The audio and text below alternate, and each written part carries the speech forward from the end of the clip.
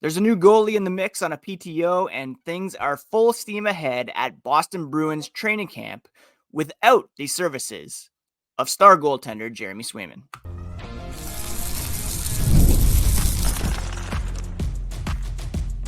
You're Locked On Bruins, your daily podcast on the Boston Bruins, part of the Locked On Podcast Network, your team every day.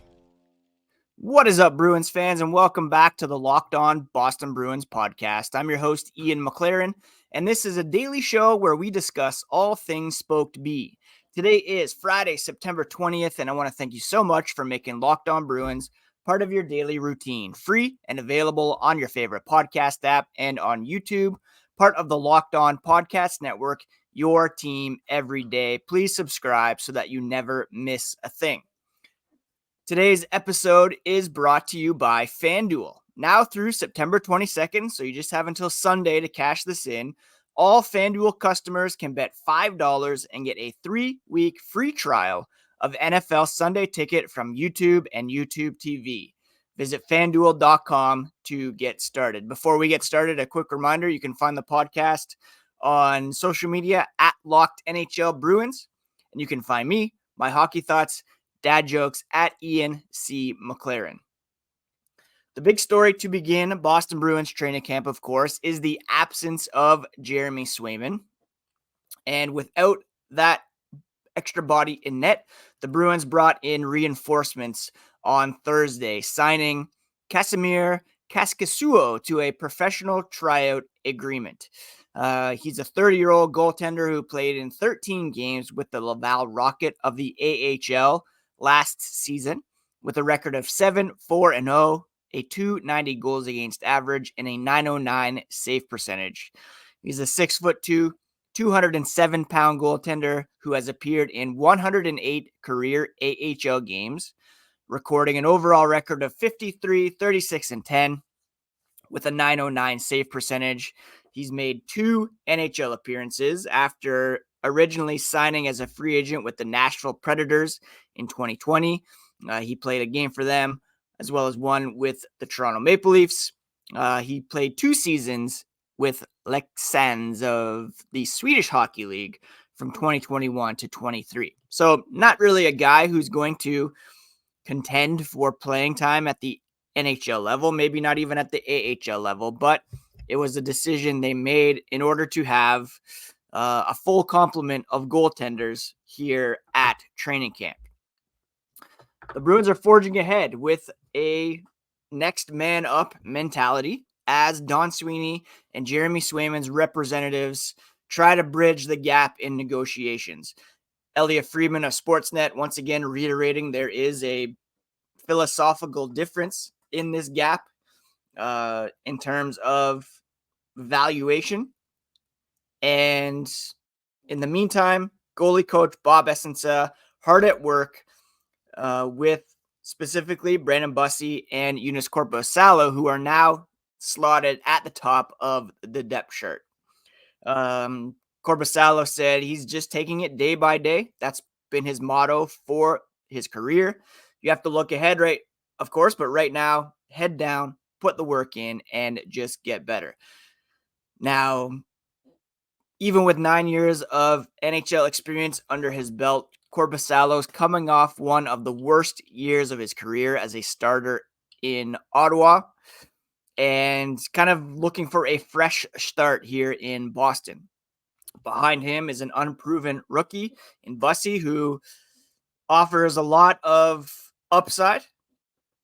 And don't forget, both of these guys have to be sent through waivers in order to be assigned to Providence. So even when Swayman is signed, and hopefully that happens very, very soon, the Bruins will have a decision to make as to whether they send Korpisalo down to the AHL for some seasoning and try to refine his game, or they risk losing Bussi on waivers if they try to send him down. Bussi's contract, obviously, lower. He's younger. 4 years, $3 million per season on Korpisalo's contract. Not really that appealing for those on the waiver wire. Korpisalo is not dwelling on any of that, whether it be a much heavier workload than expected in a month from now or being sent to the AHL.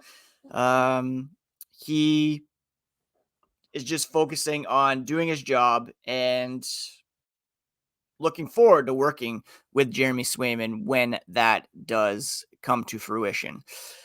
So that's the goalie situation at the moment for the Boston Bruins. They have a lot of work cut out for them in terms of getting Korpisalo and Bussi up to speed. You look back to what happened with Linus Ullmark when he first came in to the mix.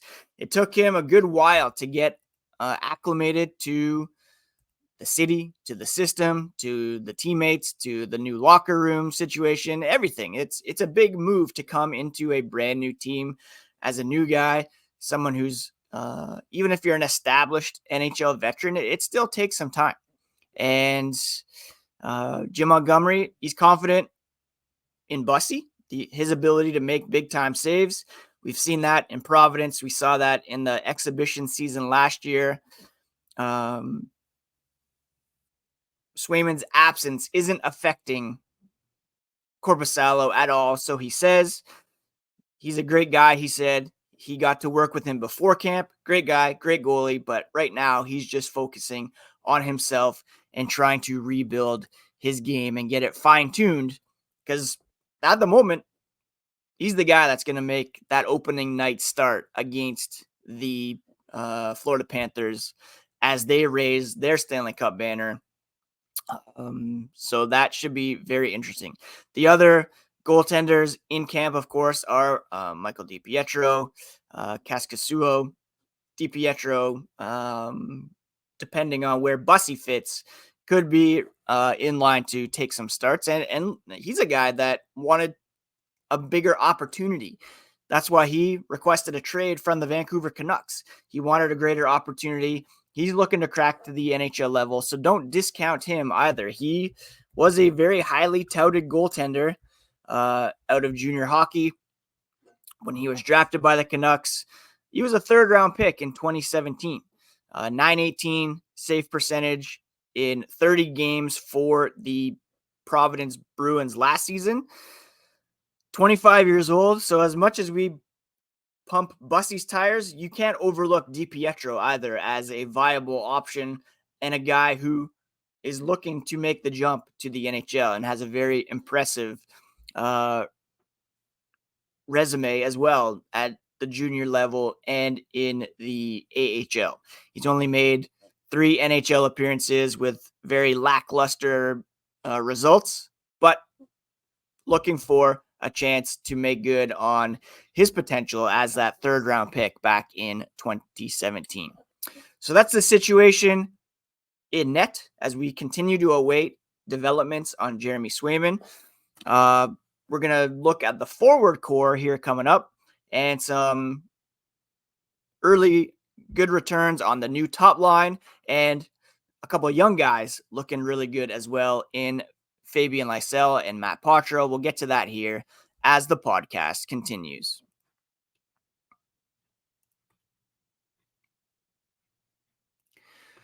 It's game time, folks, with NFL schedule in full swing, NHL right around the corner. There's no better place to get tickets for your next game or a concert or comedy show near you than Gametime. Gametime has a new feature called Gametime Picks, and it makes getting tickets for your favorite live events even easier. Gametime Picks filters out the fluff to show you only incredible deals on great seats, so you don't have to waste time searching through thousands of tickets. For picking your seats, I love the view from your seat. You can get a panoramic glance in the app so you know exactly what to expect when you arrive at the venue. And they're all in pricing, means there are no surprise fees at checkout. All you have to do is download the Gametime app, create an account, and use code LOCKEDONNHL for $20 off your first purchase. Terms do apply, but again, create an account and redeem code LOCKEDONNHL for $20 off because it is game time and you want to download Gametime today. Thank you so much once again for making Locked On Bruins part of your daily routine, free and available on your favorite podcast app and on YouTube. Don't forget to check out Locked On NHL as your second listen here today. Now, there were some interesting line combinations at practice on Thursday, and a couple of guys getting some good looks, some young guys looking to maintain their spot on the roster in one case and grab a spot on the roster in the other. Let's first look at Matt Poitras, who was shifted to the wing to begin training camp after playing mostly at center last season as a rookie. He played at a line with Koepke, Frederic, and it could be his way of staying up at the NHL level, given that the Bruins are a bit deeper on at the center position here this season. Now, Poitras is seemingly bigger and heavier, ready to perhaps endure the rigors of NHL life a bit better after undergoing that shoulder surgery last season. There is the option this year to send him to the AHL. Last year, that wasn't a possibility. It was either the NHL or coming back here to play for the Guelph Storm. But this time around, he can be sent to Providence. And there's a case to be made for that. He perhaps was unable to withstand the rigors of the NHL schedule. And a stint in Providence could give him really big minutes in high-pressure situations to get him back up to speed after that major surgery back in February. But Poitras, his mindset, as it was this time last year, is to play with the big club. He said he wants to be there. He wants to be able to show that he belongs and that they don't really have a choice. They got to keep him there. And that's a great mindset for this young guy to have after that setback last year. That was his mindset. Training camp last season, did not want to come back to junior hockey. But it's a bit of a tougher go this year because you have Lindholm down the middle now. You have Tyler Johnson competing on a PTO. You have Morgan Geekie seemingly cemented in as the third line center or a possible option on the second line. You have John Beecher, who's claimed a spot on the fourth line, I would expect. So there are some guys pushing him this year, including Georgi Merkulov, even Trent Frederic, who could play down the middle as well. So Poitras opened practice playing on the wing, skating with Frederic and Cole Koepke. His playmaking capabilities make him a natural center, but Jim Montgomery stressed that perhaps a simplified role out of the gate could get him playing to his strengths immediately. Instead of sending him to the AHL, maybe they ease him back in on the wing. And Montgomery said he's an offensively gifted player. You get to spend more time as a winger, get out into the neutral zone, create some offense than you do as a center. It requires less, especially the way the Bruins play. They require the center to do a lot of work down low. So it takes away from your ability to extend shifts and do something on offense. Poitras did play the wing for his age 16 season in the OHL. He has no issues moving to wing, especially if it helps him stick with the Bruins this season. He said he's played wing in the past. He's comfortable there. A little less skating than at center, so he can maybe reserve a bit more energy for those offensive pushes, which is where he likes to hold on to pucks down low. He's ready to play wherever, ideally up at the NHL level. That injury, by the way, came following a collision with Coyotes defenseman Sean Durzi. He only played 8 more games after that collision before going under the knife. 7 months removed from that procedure. He says he's good to go. He's added 10 pounds. And coming into camp this year, there's different expectations. He's coming in and doing his thing every day. Another guy who much is expected of is Fabian Lysell. And he was given a shot to skate on Thursday along with Charlie Coyle and Tyler Johnson. Ideally, that spot on the left would be occupied by Brad Marchand. Of course, he still working his way back from a trio of offseason surgeries. So Johnson was the placeholder there. But it's encouraging to see Lysell get the start beside Coyle because, again, that second line right wing spot is open and it's there for the taking for a young guy like Fabian Lysell. And head coach Jim Montgomery was very positive about Lysell's game after day one of on-ice stuff at training camp. The coach said he's visibly stronger. You can see he wants the puck more, going to get more pucks, and that's what we want. He's an offensively gifted player, and he did a good job competing for pucks. The criticism last year on Lysell was he tried to do too much, maybe wasn't assertive physically enough, competing for those loose pucks. He spent the summer getting his body up to speed after missing time last year with a concussion, and he's eager to show his growth both on the ice and physically. He's like Korpisalo, taking it day by day, trying to earn his spot, but it was good to see Montgomery encouraged so far by him. Charlie Coyle, he thought was physically dominant. You can tell he's in great shape. Johnny Beecher showed a lot from what he learned last year, how strong he was, his puck management, his ability to hang on pucks, a pleasant thing to see as he grows in the second year as well. And Montgomery was impressed how Coyle seamlessly played alongside Lysell and Johnson, and he's the kind of player that makes people around him better.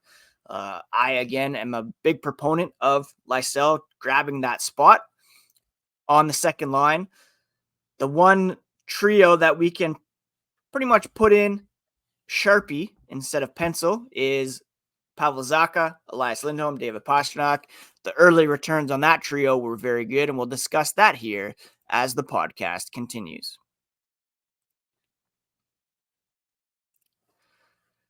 The football season is well underway, and FanDuel is giving you a great opportunity to check out all the action this coming Sunday. Now through September 22nd, all FanDuel customers can bet $5 and get a 3-week free trial of NFL Sunday Ticket from YouTube and YouTube TV. Then with a YouTube TV base plan, you'll be able to watch every regular season Sunday afternoon out-of-market game. All you need is a Google account and a current form of payment, and you can cancel anytime. So just go to FanDuel.com, put $5 down on the over-under for points for the Boston Bruins, which I believe is set at 97.5, and you can get that free 3-week trial of NFL Sunday Ticket from YouTube and YouTube TV. Visit FanDuel.com to download America's #1 sportsbook.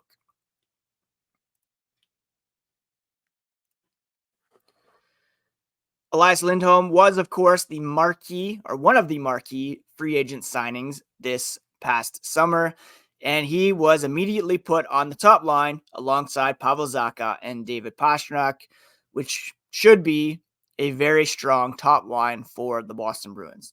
There's offensive dynamism there, there's defensive responsibility, and I would argue even some more offensive upside when it comes to Zacha and Lindholm. We all know Lindholm struggled last season between Calgary and Vancouver. There was some uncertainty about his future as a pending unrestricted free agent. And I expect now that he's settled in, found a home for the next several years, that he will very much thrive as a member of the Boston Bruins. That reworked top line had several grade A looks off the rush, including a few nifty drop passes from Lindholm. This according to Connor Ryan of Boston.com. So that line, if you're in fantasy and you're drafting sometime soon, Elias Lindholm is a guy that you can probably get later than expected and get some pretty big returns on that. Zadorov skated alongside Charlie McAvoy, which is going to be a very tough defensive pairing to get in on the ice or drive into the offensive zone.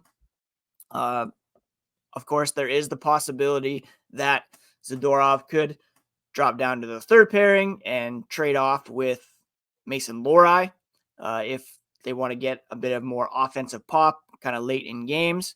But it looks as though it's going to be Zadorov, McAvoy, Lindholm, Carlo, Lohrei, Peak to begin the season. Other trios of note, Morgan Geekie skated with newcomer Max Jones and winger Justin Brazeau, who's fighting for a spot on his own right. We talk about the center position. Guys who don't play center could end up lining up on the wing, like a Geekie or a Poitras. So where does Brazeau fit in that? Then you had John Beecher on the wing, skating with Mark Kastelic, another newcomer, and promising prospect in Riley Duran. And then you had Brett Harrison with Trevor Kuntar, John Farinacci, Mark McLaughlin. Those are guys who are likely destined for the AHL when all is said and done. The other group, I mentioned the Kepke, Frederick Poitras trio. You had newcomer Riley Tufte skating with Georgi Merkulov and Vinny Lettieri. And then a bunch of guys who are, again, destined for the AHL in Patrick Brown, Jackson Nelson, Veal, and Abate. One other defensive pairing of note was Parker Witherspoon and Ian Mitchell. I expect those two guys to be competing for the 7th defenseman position. Witherspoon probably has the leg up because of how well he played last season down the stretch and in the playoffs for the Boston Bruins. But it's possible that Mitchell is ready to grab that as well. Don't forget Alec Regula, perhaps a contender as someone who is currently injured and trying to work his way back up to game shape and getting into some exhibition play. But those two, Witherspoon and Mitchell, are my top candidates for the 7th man up. And I would give the advantage to Witherspoon there, but Mitchell has a lot of upside there as well. So that's the lay of the land from day 1 of on-ice activities at training camp. The first exhibition game is just 2 days away, friends. There's going to be a Bruins game to watch on Sunday evening as they will be starting their preseason schedule coming up here against the who are they playing here on September 22nd? They will be taking on the New York Rangers, 5 p.m.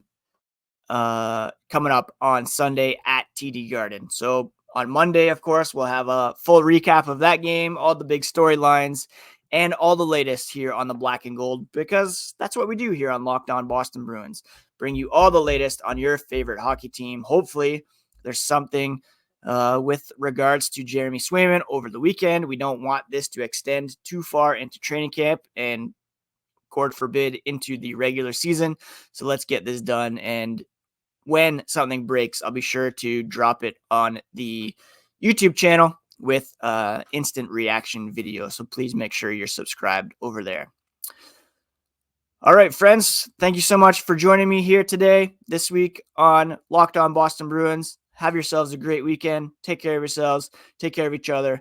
And we'll be back on Monday with a fresh episode of Locked On Boston Bruins. Don't forget to check out Locked On NHL Next. It's all part of the Locked On Podcast Network, your favorite team every single day.